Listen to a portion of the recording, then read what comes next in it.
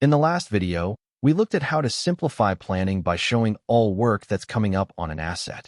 Pretty helpful, but one thing was still unclear. When a technician was suggested, why that one? Today we fix that. To bring transparency into the process, we now have a button.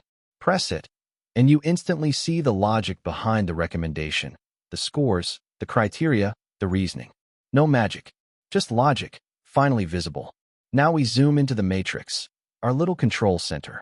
Here we see all available technicians, already filtered by trade and availability, so only the realistic candidates show up. Each technician gets evaluated across 7 categories. Every category has its own score, and together they build a transparent recommendation. And the best part? With one click you can highlight who's best in category. On one glance, you see exactly why this technician is suggested. Once you've found the right technician, you can simply select them, and the system fills it in automatically. So far, so good. But now comes the interesting part. How does all of this actually work behind the scenes? This is where it gets really exciting. Each employee gets a score across 7 categories. Backlog shows how many tasks from yesterday are still open. Booked yesterday tells us if the person already worked in this area and knows the equipment. EVT Status shows whether they're free or actively working on something else.